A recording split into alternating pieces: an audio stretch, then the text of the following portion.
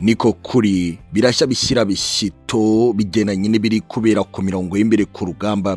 Nizere ko mwabyumvise twateye amatako mu burasirazuba bwa Repubulika Iharanira Demokarasi ya Congo, aho ibintu biri gusa n'ibirushaho guhindura isura kandi bisharirira ubutegetsi bwa Kinshasa bwa Perezida Felix Antoine Tshisekedi Chilombo, nyuma y'uko hamenyekanye umugambi wo guhuza kw'ibikorwa hagati ya Kinshasa, Pretoria ndetse na Bujumbura. Ubu hari amakuru mashya amaze kugera hanze bigendanye nuko ari ngombwa gufata agace ka Uvira mu buryo bwihuse kandi kagakurwamo n'umutekano wako ugakomeza gusugira, ntibizabe ikibazo gikomeye cyane gishobora kuhangiza kivuye i Bujumbura mu gihugu cy'u Burundi. Amakuru atugeraho ava ku mirongo y'imbere ku rugamba akomeye cyane niyo tugiye kwibandaho, yaba muri Uvira ndetse na Rubero. Gusa mbere y'ibyo byose reka mbanze mbatambagize izindi artikele zitandukanye kugira ngo tuze guharurira inzira izo nkuru z'umuvinyo zikomeye cyane. Reka mbaye ikaze. Mu masaha make ashize nibwo byamenyekanye ko twirwaneho ikuriwe na General de Brigade Charles Sematama bamaze kwiyunga ku ntare za Sarambwe. Ati twebwe twirwaneho twiyunze ku ntare za Sarambwe kugira ngo turwanye ubutegetsi bwa Kinshasa. Ikintu cyahise gihamura ubutegetsi bwa Kinshasa bigendanye n'ibitendo byakozwe na twirwaneho kugira ngo yigarurire Minembwe. Amakuru ingenzi avuga ko ibi bigiye kuzamura izindi mbaraga zikomeye cyane. Gusa umwe mu bakurikiranira hafi amakuru yaba yagize ati ntabwo ari uburyo bwa nonaha ko bagiye kwiyunga ku ntare za Sarambwe, ahubwo nuko babivuze bamaze n'ubundi guhura nazo, bari kugira ngo ibikorwa bakora bikurikiyeho noneho bihabwa ikuzo n'intare za Sarambwe. Ayo ni amakuru y'ingenzi yatugezeho ako kanya kandi amakuru akomeye cyane. Ku rundi ruhande kandi bikubwira ko ibintu byongeye gukomera, intare za Sarambwe zasohoye itangazo rikomeye cyane. Ati turashimangira ko twiyemeje gukemura ibibazo byumvikanyweho mu kibazo cya Repubulika Iharanira Demokarasi ya Congo, ndetse no kuba turi kugira ngo tuganire ku guhagarika imirwano aka kanya mu gihe ubutegetsi bwa Kinshasa bwabishaka. Icyakora mu gihe ngo ibitero simusiga by'ingabo za leta byakomeza gutya, intare za Sarambwe zifite uburenganzira bwo kwirwanaho no kurengera abaturage. Abasesenguzi n'abakurikiranira hafi bakavuga ko bene aya matangazi yasohotse buri gihe habagiye kuba agatendo kadasanzwe ku buryo bababaza leta. Intare za Sarambwe zongeye gutangaza ko zishyigikiye rwose mu buryo bweruye ibiganiro. Gusa zivuga ko ingabo za leta n'imitwe zifasha zikomeje kurasa ku birindiro byayo aho biri hose zikoresheje ibitero byo ku butaka ndetse n'iby'indege. Intare za Sarambwe zongiye ko abasirikare ba leta FARDC n'abafasha barimo gukorera amarorerwa abaturage ibuvira ndetse na Minembwe. Intare za Sarambwe zisoza zivuga ko zifite uburenganzira rwose bwo kwirwanaho. Aya matangazo asa buri gihe n'ahamagarira cyangwa se agaragaza ko agiye kuba agatendo kadasanzwe.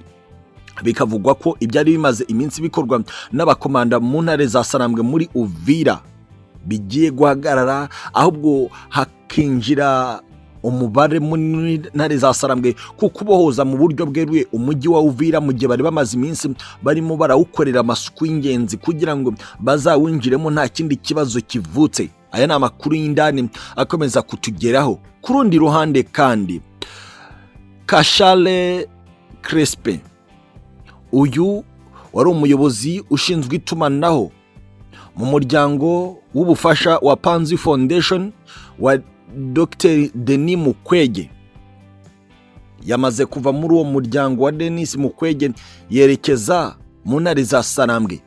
Ibisa nko gucika amaboko kuri Dr. Denis Mukwege. Birasa naho ibi bigaragaza izindi mbaraga intare za Sarambwe zongeye kubona. Gusa ku rundi ruhande kandi bari kuvugwa ko abapolisi barenga 2,100 bahoze bakorera igipolisi cya Repubulika Iharanira Demokarasi ya Congo ndetse n'abasirikare 890 bahoze ari aba leta ya Congo FARDC bamaze kwinjira mu ntare za Sarambwe. Birasa nkaho abanyekongo batangiye kureba kure igishobora kubagirira umumaro kurenza gukomeza guhanganira ubutegetsi bwa Kinshasa bugaragaza ko butari kumwe nabo ku mirongo y'imbere y'urugamba ndetse no kubakunda mu buryo busanzwe kubera ko benshi muri aba n'ubundi baturuka mu gice cy'uburasirazuba bwa Repubulika Iharanira Demokarasi ya Congo. Birasa nkaho ari ibintu bikomeye cyane. Ku rundi ruhande indi nkuru irimo iracaracara kandi ikomeye nuko ubwo aba bapolisi bemeraga kwihuza n'intare za Sarambwe, Major Jackson, komanda w'igipolisi cyayoboraga Bukavu, yagize ati iki ni igihe cy'ukuri cyo kugira ngo twihuze n'abavandimwe b'intare za Sarambwe. Twe turaba polisi b'ubutegetsi n'ingoma. Aya ni amagambo akomeye cyane. Kinshasa rero, Perezida Tshisekedi yasabye abagize guverinoma asa n'utanga amabwiriza kuri Minisitiri w'Intebe Madame Suminwa Judith Tuluka gutanga nibura ibihembo bingana n'amadolari 500 kuri buri musirikare wa Repubulika Iharanira Demokarasi ya Kongo uri ku mirongo y'imbere ku rugamba nk'uburyo bwo kubazamurira morali kugira ngo bakomeze kwihagararaho. Ibisa n'ibidasanzwe. Gusa avuze ibi ikinyamakuru Le Soir gitangaje ko nibura buri mucancuro yahabwaga 20,000 by'amadolari y'Amerika buri kwezi. Aya ni amagambo akomeye cyane. Kandi ibi Tshisekedi nanone yabivuze mu nama y'abagize Union Sacrée cyangwa se ubumwe bwera, agira ati naganiriye n'abayobozi b'amadini ariko nababwiye ikintu kimwe, sinzaganira n'ibikinisho mu gihe ubikinisha hari. Yongeye kuvuga andi magambo akomeye cyane ati tugiye kubaka ingabo z'umwuga kandi zishyigikiwe bihagije.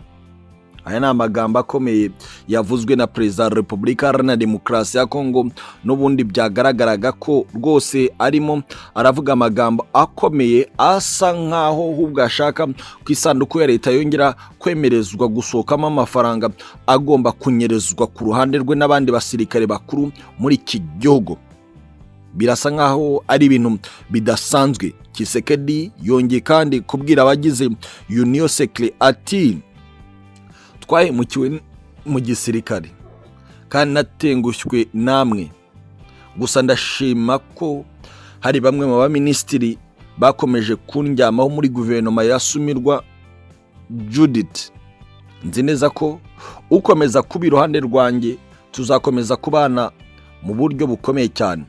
Mu by'ukuri turimo tubona intsinzi ku rwego rwa diplomasi, ariko tugomba gukomeza kuba maso no gukora. Umwanzi ntabwo agiye kureka kandi ashaka gukomeza gusahura umutungo wacu. Intambara igiye kuba ingorabahizi ariko ntituzacika intege. Aya ni amagambo ya Perezida Tshisekedi abwira abagize Union Sacrée. Birasa nkaho we ari kubona ko ibintu byamaze kuzamba cyane. Reka mbingize ku nkuru zikomakomeye rero. Duheri Bukavu, abaturage barimo bararirimba ati tuzagwa inyuma ya Colonel Nanga, umuyobozi w'intare za Sarambwe. Ibisa no kugaragaza ko bashyigikiye rwose intare za Sarambwe kuba zanakuraho ubutegetsi bwa Kinshasa. Bamwe mu basesenguzi n'abakurikiranira bakavuga ko ibi bigaragaza ko ubutegetsi bwa Kinshasa buri mu mazabira. Gusa ku rundi ruhande, Departement ya Leta Zunze Ubumwe za Amerika ishinzwe ibikorwa by'ububanyi n'amahanga yategetse ko abakozi ba Leta Zunze Ubumwe za Amerika bamwe badafite imirimo y'akamara bagomba kuva i Bujumbura mu gihugu cy'u Burundi, ndetse kandi bikavugwa ko n'abandi bari muri uwo muryo bagomba gusoka ku butaka bwa Bujumbura kubera ko ibintu babona bigiye kuba bibi cyane. Gusa ngo ambasade yizakomeza gufungura. Iyo amakuru nk'aya Leta Zunze Ubumwe za Amerika yashyize hanze ibigaragaza ko hari akantu kagiye kuba kandi kadasanzwe. Abasesenguzi n'abakurikiranira hafi bakavuga ko ibi bintu biteguza akantu gakomeye cyane, dore ko hari n'andi magambo akomeye cyane bari bamaze iminsi batangaje ku Rwanda k'abaturage ba Amerika batakwiye gusatira ibice by'umupaka w'u Burundi ndetse na Repubulika Iharanira Demokarasi ya Kongo. Birasa nkaho ubutasi bwa Leta Zunze Ubumwe za Amerika bubona ko hari ibitendo bishobora kuba bigiye kuba muri aka karere k'Afurika y'Uburasirazuba, by'umwihariko akarere k'ibiyaga bigari nk'uko amakuru ingenzi atugeraho bivuga. Ikaze rero ku mirongo y'imbere ku rugamba kuri paje z'akasamutwe kandi zikomeye. Reka mpere mu gice cya Kivu y'Amajyaruguru i Lubero. Mwijoro abasirikare ba Leta ya Congo FARDC nafatanyije nabo muri coalition bacuze umugambi wo gushaka uburyo bashobora gushaka ibirindiro bishobora kuba tageti ingenzi ku kwangiza ibirindiro by'intare za Sarambwe.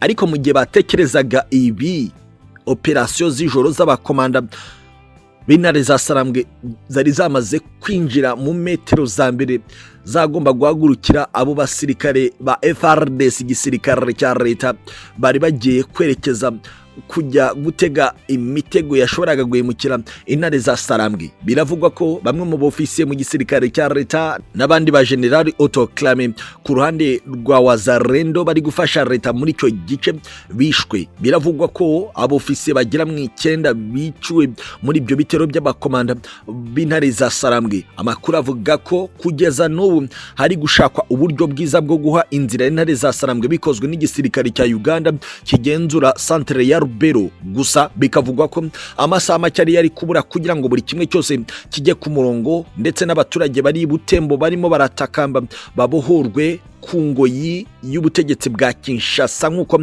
amakuru ingenzi atugera akomeza kubivuga. Gusa uteye icyumvirizo hari ibice byongeye kumvikaniramo imirwano biri mu birometero nka 15 hanze ya Rubero mu gice ariko cy'uburengerazuba bw'amajyepfo ya centre ya Rubero. Amakuru aturuka yagira ati ingabo za Leta ya Congo zirasa n'izamaze kubatwa n'ubusahuzi, ubugizi bwa nabi ku baturage, kandi byo ni kizira ku ntare za Sarambwe.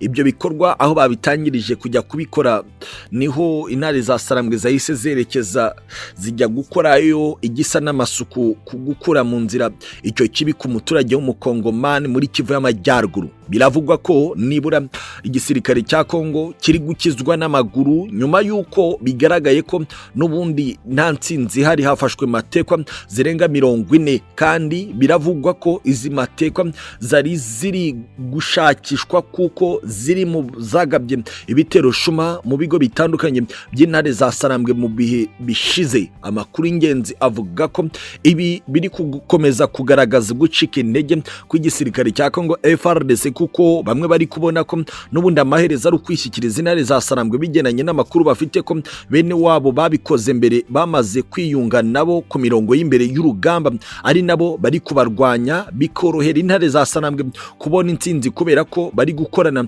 n'abahoze bakorana nabo ku mirongo y'imbere y'urugamba.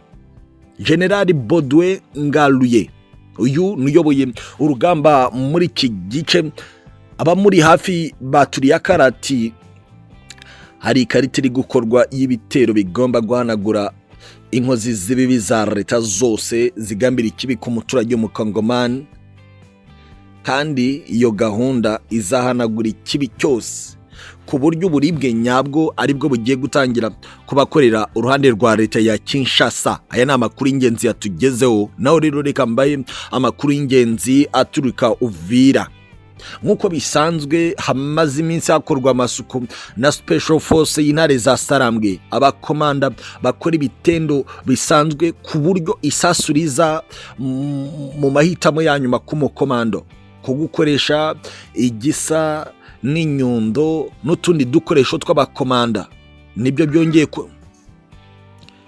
byongeye kurara byumvikana muri Uvira ndetse no mu bice biyikikije. Bikavugwa ko abasirikare b'u Burundi baje gusahura mu ijoro bahuye n'akaga gakomeye, ariko kandi bikavugwa ko hari abasirikare ba Leta ya Congo FARDC bihishe mu nyubako zimwe na zimwe muri Uvira bamaze guhura n'urukuta rukomeye cyane mu gihe bari bapanze gukora ibikorwa by'ubusahuzi mu ijoro. Bahuye n'abasore ngo bagera muri 27 ba special force b'intare za Sarambwe bakora ibitendo bidasanzwe. Uwatanze amakuru mu kinyamakuru dukesha inkuru yagize ati ibyo naboneye mu idirishya ntabwo nshaka ko Imana izongera ko mu burenganzira bwo kubireba. kubera ko abo tuvuga ko ari babi bakoreye ibitendo by'amateka, abagizi ba nabi bo ku karubanda basa n'ababaswe no gukomeza kubona amarira y'abaturage akomeza kumanuka ku matama, babahemukiye cyane. Kandi nzi neza ko abaturage n'ubundi ibyo byose byakozwe turi mu mutekano wacu, ibitandukanye n'inkozi z'ibibi za leta zikomeza kugira ibibi ku karubanda kandi twese bikaduteza akajagararo. Aya ni amakuru y'ingenzi kandi akomeye cyane. Naho reka mbinjize mu nkuru z'ubutasi ziremereye cyane. Kuva ibijumbura mu gihugu cy'u Burundi, inama zidahagarara z'umutekano ziracyakorwa hagamijwe kureba igishobora gukorwa kugira ngo u Burundi bukomeze bugire uburenganzira bwo gukandagira ku butaka bwa Repubulika Iharanira Demokarasi ya Congo.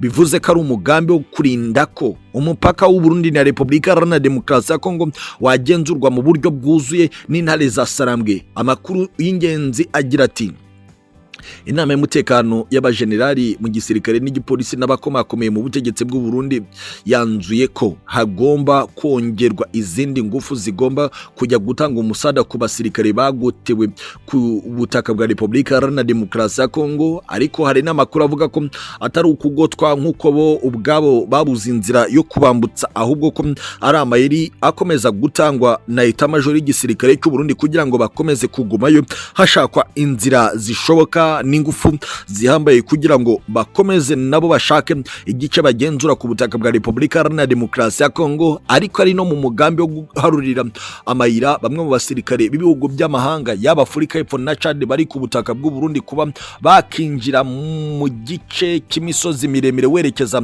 mu ntara ya Maniema Ikindu, aho bashobora kuzahura n'abandi basirikare bavira Ubumbashi kugira ngo baze gutanga umusada wo gusunikira intare za Sarambwe gusoka mu bice zigenzura. Nk'uko amakuru y'ingenzi atugeraho akomeza kubivuga, birasa nkaho inkuru ziri kuva ibijumbura mu gihugu cy'u Burundi yaba ari amabwiriza n'ubundi ava mu bihugu bibiri bikomeye, yaba ubutegetsi bwa Kinshasa ndetse na Afurika y'Epfo. Umwe mu bakomanda bayoboye abandi baje mu butumwa bwo gutabara aho rukomeye mu gisirikare cya Afurika y'Epfo uri bujumbura mu gihugu cy'u Burundi, bivugwa ko yavuze ko bakeneye vuba bidatinze ko misiyo yabo ikomeza, kuko bari kurushaho kumva amarira ya bene wabo bagote mu bigo bya Sadeke mu ibambiro n'abarwanyi b'intare za Sarambwe. Bikavugwa ko uyu yaba ari uri gushyira igitutu gikomeye ku butegetsi bwa Kinshasa na Afurika y'Epfo kugira ngo bahabwe uburenganzira bajye mu bitendo bidasanzwe, ibitendo bisa n'ibya gikomando gusa kandi bashobora kuzahomberamo. Nk'uko amakuru y'ingenzi atugira akomeza kubivuga, reka mbashimire, reka mbifurize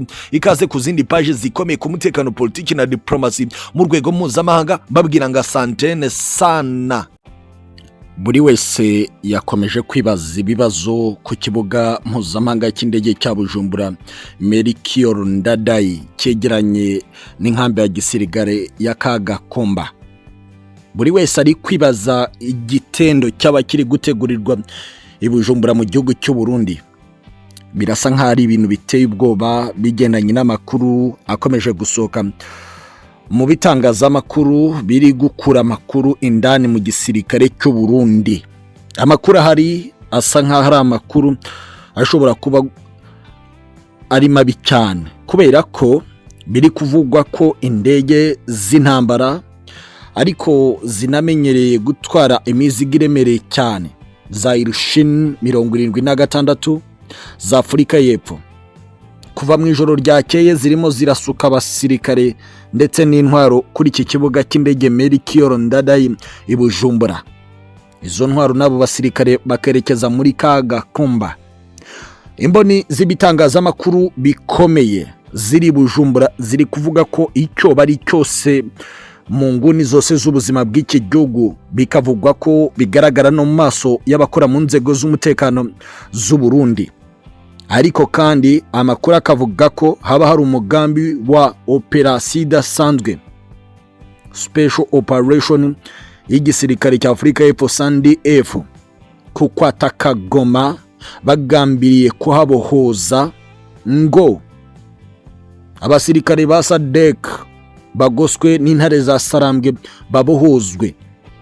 Ibi byose kandi bikavugwa ko bije nyuma y'undi mugambi wapfubye ubwo nubundi Afurika y'Epfo yashakaga kugerageza ubu buryo, ariko kandi ku rundi ruhande bikavugwa ko abasirikare ba leta ya Kinshasa batsinzwe urugamba bagahungira mu gihugu cy'u Burundi bakinjirana n'inyeshyamba za FDLR Wazalendo, baba bashobora kuba bagiye guhabwa indi myitozo ikarishye cyane mu gihe gito gishoboka, bakaba bakongera gutangiriza intambara isohoka mu gihugu cy'u Burundi yinjira mu burasirazuba bwa Repubulika Iharanira Demokarasi ya Congo nk'uko amakuru ingenzi abivuga. Bikavugwa ko ari nayo mpamvu abasirikare b'u Burundi bakomeje kwikanyiza banga guhunga zone y'imirwano bari no kugoterwamo kurenza uko byari bisanzwe n'intare za Sarambwe. Bikavugwa ko yaba ari amabwiriza akomeye cyane ari kuva muri leta major y'igisirikare cy'u Burundi ko bagomba kwihagararaho ko hari umusada ugomba kuza vuba bidatinze. Ugendeye ku makuru y'iyi migambi iri gucurirwa i Bujumbura ukumva nibiri kubera ku mirongo y'imbere ku rugamba, birasa naho abasirikare b'u Burundi bari mu kaga gakomeye cyane. Bikavugwa ko ari nayo mpamvu Uvira irimo gutangatangwa mu buryo bwiza bushobora kutazateza ingaruka mu gihe yabibaye tombe, mu buryo twavuga ko ari 100%. Ibitendo byagwema abasirikare benshi b'Abarundi muri sange biravugwa ko ari ibitendo byakozwe mu masaha make ashize, ariko ko byanakurikiranye no kuvuduka kw'abasirikare b'u Burundi binjira mu kibaya cya Ruzizi. Andi makuru ingenzi atugeraho araturuka ku mirongo y'imbere y'urugamba mu Minembwe. Biravugwa ko FRDC iri gukizwa n'amaguru kubera abasore batwirwaneho bari gukomeza gukora ibitendo bidasanzwe. Ni nako kandi ku rundi ruhande hari amakuru agira ati ibikorwa bya Wazalendo birasa n'ibitangiye gucibwa intege na Special Force y'intare za Sarambwe iri gukora ibitendo bidasanzwe hano muri Uvira, kandi birasa nkaho biri gucururutsa n'abandi bagafata ubuhungiro ku bwinshi banyuze ku mpaka bakavimvira bakerekeza mu gihugu cy'u Burundi.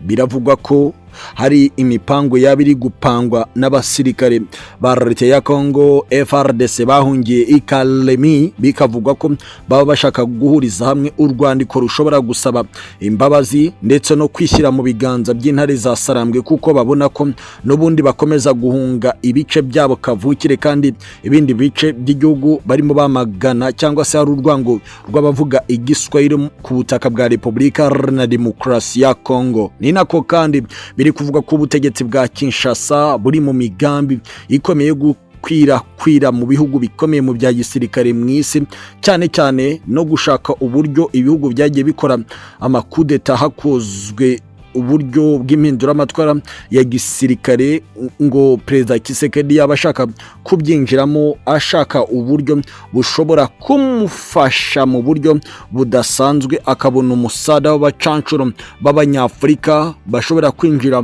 ku mirongo y'imbere ku rugamba. Bigasa nkaho ucanye ku maso ashobora kwemera kwinjira muri uyu mugambi kubera ubukungu Congo Kinshasa yicayeho, nk'uko amakuru ingenzi asohoka akomeza kubivuga. Ni nako kandi amakuru y'ingenzi aganisha ku gusobanura byimbitse ko mu gihe ibitendo nk'ibi byakomeza kuba ku butaka bwa Repubulika Iharanira Demokarasi ya Congo, abantu benshi bashobora gutinya ko akarere gashobora kuba kagiye kwinjira mu bihe bidasanzwe. Ariko kandi ku rundi ruhande amakuru yo ararushaho kwiyongera anakomera ku ruhande rwa Repubulika Iharanira Demokarasi ya Congo.